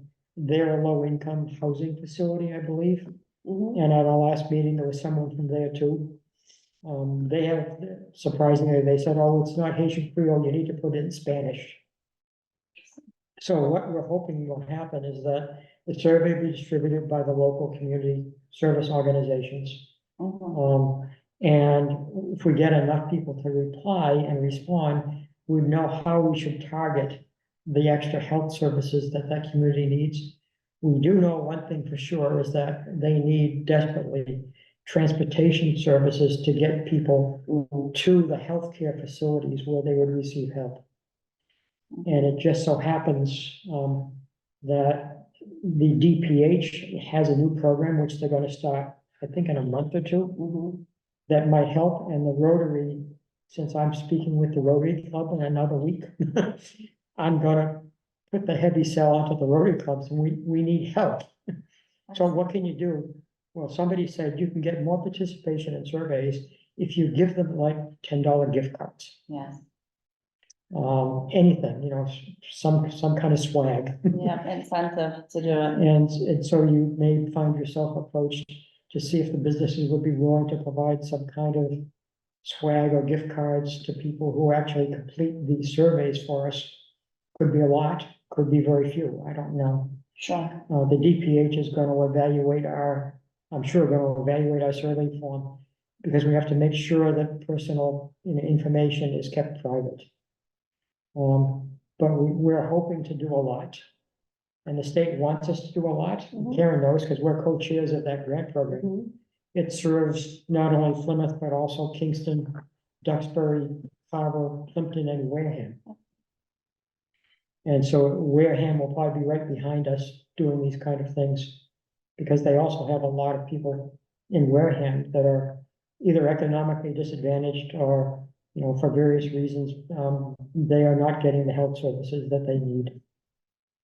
So stay tuned. Absolutely, absolutely. What is the timeline on the project and working with the schools? That's really something that Patrick would have to give us information about. He's in the process of trying to set it up, I believe, at the intermediate school. Okay. As a start. And we've been in contact with him, and he was here last time, and he's very, very, very, very enthusiastic. Dr. Reed has talked with him privately at the school wellness meetings. And I know from previous years before the pandemic struck us down, that even the school superintendent here in Plymouth was extremely enthusiastic about it, and it saves the town money. Okay. Because the dumping fees go way down. Oh, Because sure, that makes sense. it takes away a lot of the tonnage that otherwise has to be hauled off from the schools. That's great. Anything to save the town some money, right? Yeah, and anything we can do to save the town money, especially on these days, 'cause, Yes. you know, the school use a lot of the town's taxpayer money. And I think they're gonna be under negotiations for new contracts, and they got hit already because of inflation for everything they were doing at the schools, got more expensive. So we're all trying to work as a team. Absolutely. Shoulder to shoulder, hand in hand. and we're not above begging. Yeah. And I think, the students might feel very positively. Lauren is here, and I think Sophia is here. Yeah, Sophia. Ace is here. So we have 2 students from the intermediate school and from the middle school that zoomed in. And I think, we lost temporarily the North Plymouth High School representative, because she already emailed me that she had something else she had to do later on. So what do you think about all this? I think it'd be great. And what kind of sort of things do you think would be most attractive to the students? I think any type of food would be. Food, yeah. Absolutely. People will like probably brawl for that. Definitely food. And I mean, even something which would be like a gift card that Yeah. the students could use with their parents. And would, build business for the town's businesses anyway. Yeah, absolutely. You could do it through the school too, for a lot of fundraisers, they'll like give away like free prom tickets, or, cause they're usually like about $70, so like free parking passes or free Well, that's prom cool. tickets might be good too. Oh, that is, if a business wanted to sponsor, Yeah. just make a donation. Oh, I like that. Prom tickets. Some kids may not be able to afford. Yeah.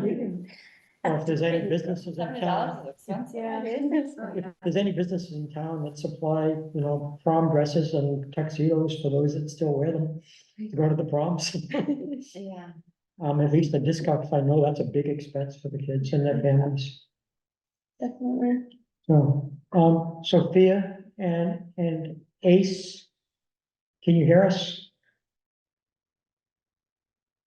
If so, unmute yourself. Yeah, I can hear you. Okay. So, Sophia, we're gathering information about what the Chamber of Commerce can do to support, this recycling and composting program. And we wonder, do you have thoughts about what would be really good incentives for the students to do things in participation of the program that the businesses could provide?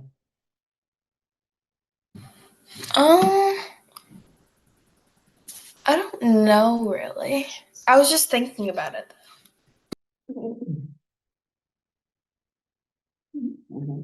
Well, if you have any ideas, just let us know. You can always email me and I'll transfer it to the Chamber of Commerce. That would be great. Any suggestions? So we need suggestions for things that might be awarded by the businesses for doing things in support of the program. Or programs, as you find out shortly. Let's see, so that was Ace. Sophia, can you hear us at all? That was me. Oh, okay. Ace, then, it was Ace that didn't respond yet. Ace, can you hear us?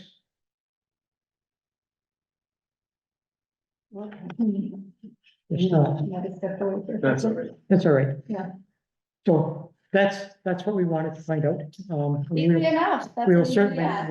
We met Ace's, Ace is saying, everyone's voices are cutting out, but I kind of know what's happening. I'm not sure if anyone said this, but food parties would definitely be a good incentive, so. I love that. Some type of field trip too, maybe. Field trip. And Yeah. I'm conscious, because I'm a New England boy, I'm conscious of the ice cream stands in town. I know. Yeah, I Love it. Kilwins, Yeah, there's lots of sweet spots around. Yeah, sweet spots. there's plenty of those, and I'm sure the students would love to have that. Yeah.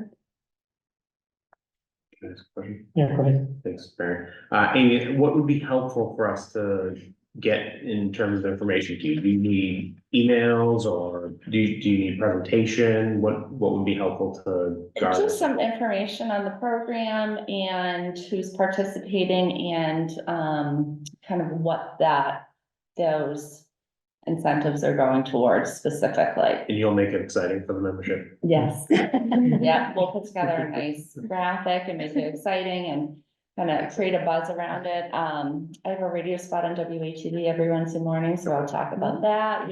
Usually Believe it or not, so many people listen Oh, in. yeah, I love I that. work in Avon, and there's a woman who tells me when she hears my interviews. Right? I'll go to the vet and they're like, oh, I listen everyone, you know, so it's nice to hear that. And sometimes I'm like, oh, geez, pressure's on, but. That would be super helpful. Yes, of course, we will rah. And I love the community partnership. I always love working together, with the schools. There's a number of initiatives we do. So this is, I think, a great collaboration among you all, the schools and the chamber. And also, Amy, the meeting that we had 2 weeks ago was recorded and is available for viewing on YouTube. Okay. And so you can listen in on everything that, Patrick had to say Excellent. and the conversations that we had surrounding it. Okay, perfect. And you can also make that available to the other board members if you would. Amy, I can actually send you the link that we have for that meeting and give you the exact time. That would be. You don't want to listen to the whole meeting. Unless But I appreciate it. we did have some second variances that you're more than welcome to listen to. Yes, exactly, catch up on things. They're always somewhat less than exciting. Oh, these are really. That would be great, thank you. Again, my apologies, I wasn't able to That's all right. join you, but thanks for having me tonight. We may be inviting you to our next North Plymouth Community Advisory Group also. Okay, keep me posted. We will. Well, So thanks for coming in. absolutely, thank you. Keep me posted, nice to see you all. Thank you. As we're running out of time, when do we get chased out of this room? 6. 6? Oh, Lord.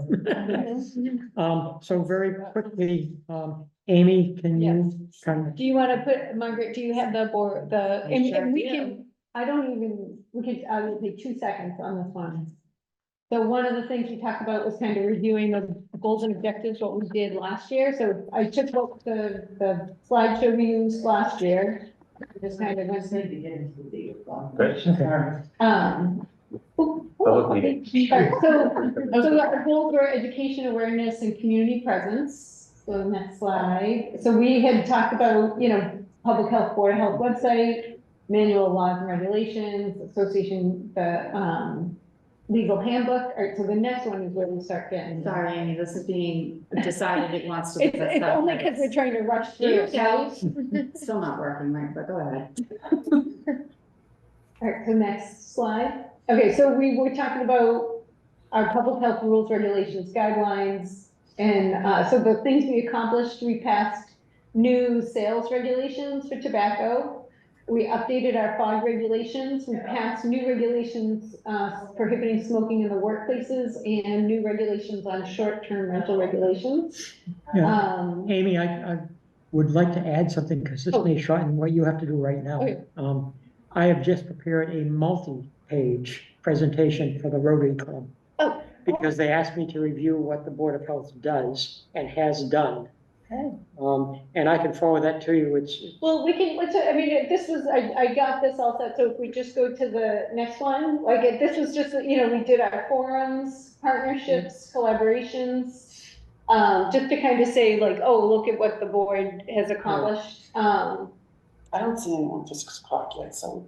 Oh, okay. I think we're okay. Yeah, no, it's all The next one, we did communicable diseases, we've gotten updates. We talked about the antibodies for RSV, Narcan, tobacco legislative FAQs, lung cancer statistics, suicide awareness month, tick and mosquito-borne disease update. We talked a little bit about the social determinants of health. So we had presentations and discussions about the nitrogen effects on cyanobacteria blooms, postpartum mental health screenings, rodent control, bullying, suicide awareness month, legislative updates. So I think we've done a lot this year. Yeah, it was really just kind of going through our agendas and picking out all the work that you guys have put in and taken care of, just to kind of highlight what we've, we said we were gonna do it, and we did a pretty good job. But I would give you guys the majority of the credit. I feel like the presentations, the forums, the updated regulations and everything, so. I dug all the way back in to 2019. Yeah, no, we were just talking about. I had 600. Yeah, we last year. We're looking an awful A lot last year, Yeah. yeah. The Rotary Club is gonna just roll their eyes if I start going through all that stuff. They might. But I will send it out to the other Well, board Barry, members. if you would like to use my presentation. Yes, thank you. Okay, so Lorenzo, I know you want to discuss the whole tech program decommissioning update thing. I just wanted, I'll quickly tell everybody that the next NDCAP meeting is, the last Monday in the month, and it starts at 6:30 p.m. And I have once again been designated by a member of the NDCAP to substitute for her, because she's taking another vacation. So I will be on the panel. I also have just made available to me today a couple of links to a video that relates to what's going on with decommissioning other nuclear power plants in the country, which kind of horrified me. But there are things in common. But I'll share that with the board and I'll go through that at the next time. Dr. Reed, can you quickly go through the? Lorenzo, did you want to say, did you have anything to say about it? We're, through the chair, Barry, you're gonna mention that you're gonna address this at the next meeting, the more dive. Yes. Okay. Yeah. We did hear from the Attorney General's office, Lorenzo, at one of the other meetings that I attend, that Coltech had told them that they were going to de-energize the submersible heaters by the end of March. And that by sometime this summer, they're going to transfer all the radioactive water to the enclosed Taurus facility. So at that point, all environmental release of radioactive materials that involve the water will cease. I intend to make sure, because I'll be addressing this straight to the Holtec officials, I intend to make sure that on that last Monday in the month, that they will confirm that that is what they are intending to do. So if they agree to that, then it'll be quite a move, move forwards for everyone concerned, I think. I keep being asked to do this for the representatives to the NDCAP because I have a tendency to ask difficult questions. And provocative. yes. So we will talk about this more at our next meeting when we have more time. I'm not sure we're gonna have a lot more time because we've got how many more tobacco You can violations? have up to 8 hearings next 8 time. hearings next time? And we still have to talk about rodent control. 2 people want to come and talk to us about rodent control. 8 hearings for tobacco, and you have to take a vote on the change of putting the ad in the paper for a stable, which is just silly, and we need to get up to 2024, but. And I think there's also a Bruce trap variance. Okay, so we're jam-packed full. Can we have more time for our meeting if we started earlier or went later? We can't go later, I guess. Well, it all depends what the historical commission does. I can check to see. Because if we're gonna have that many violation appeals and a grease trap, and who knows what else, we probably need the extra hour if we can get it. Tobacco violations. Or we can put another meeting in place before that. You could have up to 8. I don't know yet. These are people that still haven't quite decided what they want to do yet. So they have a couple more days to let me know what they're going to do. But the next time you can hear them is the next meeting. And so you could have up to 8. You had 4 tonight. It could be double that. Or they could just, like some people, like I said, are just sending in their checks, saying these are the dates we're not going to sell, and their case is closed. So you may not have 8, but there are 8 cases still that have not determined what path they're going to take. I think those with the second violations almost certainly will want to come in and appeal, but we'll see. Some have already paid. 2 have already paid and stopped their sales, so you never know. I know, I'm sorry, I have to run, there's a thing at the high school at 6 that I'm supposed to be at. Okay, Okay, thanks for Thank you coming. guys. Can you quickly do the director's report? sure, okay. Speed talk. Well, I knew it was going to be a busy meeting, so I really don't have too much, but because our high schoolers and middle schoolers are here, I wanted to bring to their attention, actually, that this is National Sleep Awareness Week, and you guys don't get enough sleep. Yeah. You don't. There was actually research done, a Sleep in America poll, where they did across the United States, teens aged 13 to 17. It was the first of its kind evaluation for sleep amongst this age group, and this is what they found. 8 out of every 10 teens don't get enough sleep.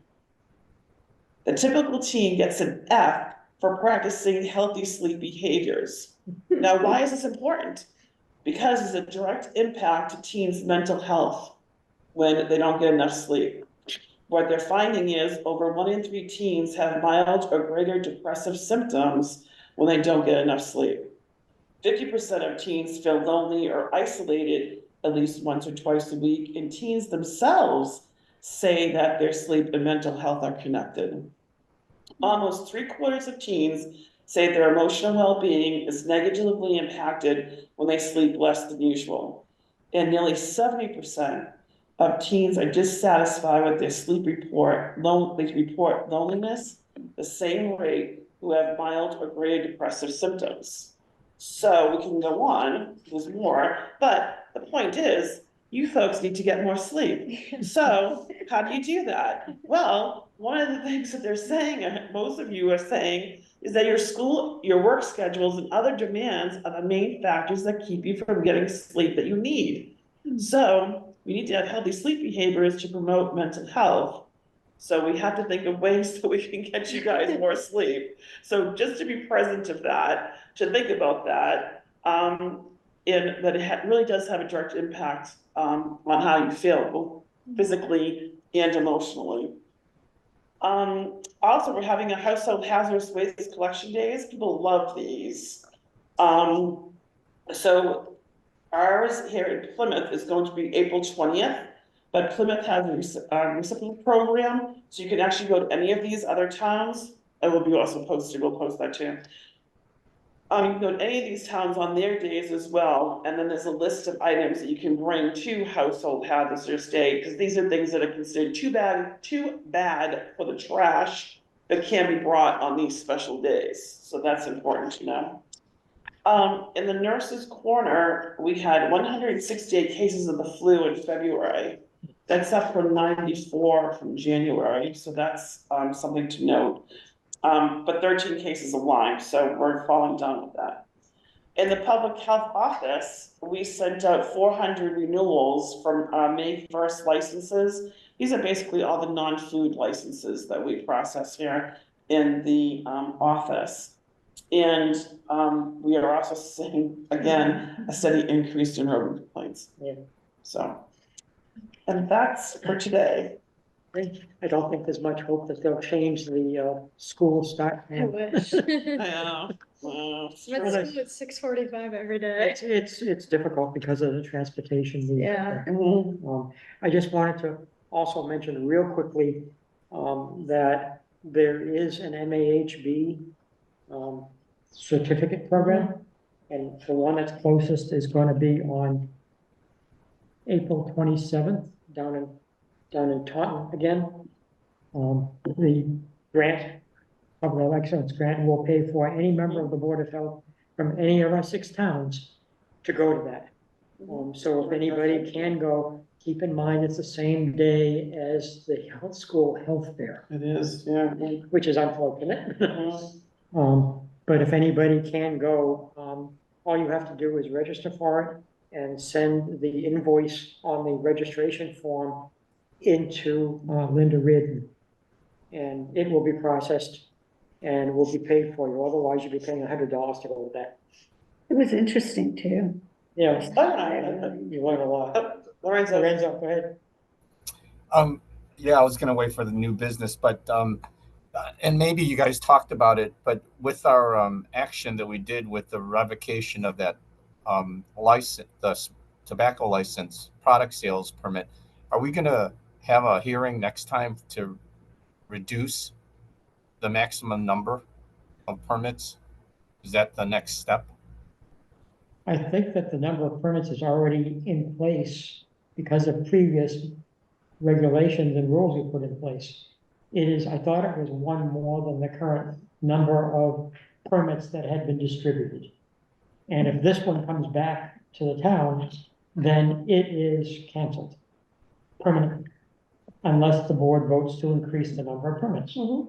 Or if something else should happen between now and then, someone goes out of business or whatever, and they give up their license, so. No, I But was- the board has the right.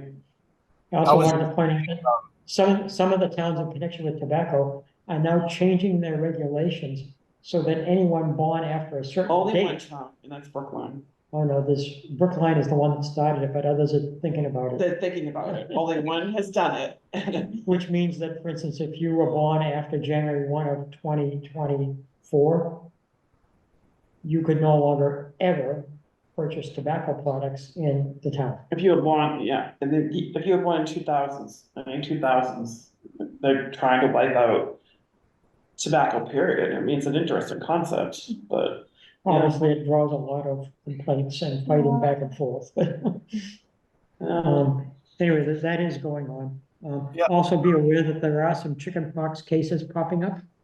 And I think that they did find some in Boston at one of the immigrant shelters. They did. And mostly it seems to be occurring among those that are not vaccinated. Usually. And unfortunately, there are other people that have not gotten their children vaccinated against chickenpox. And if you get that, it's pretty serious and it's extremely contagious. I just want to mention about the new CDC guidelines Okay. for respiratory virus illnesses. This is effective the first of this month. And the thing that I want to really emphasize is that it includes COVID and influenza, since we're seeing so much influenza. And the prevention strategies are the same as they have been. Remember that there are treatments for COVID and for flu that shorten your symptoms and your misery. But the big important thing is that now you only have to stay at home for 24 hours when you start feeling better and you've been fever-free. That's the CDC guideline. The state of Massachusetts has not accepted that They yet. haven't done it. Oh, they haven't? They have not.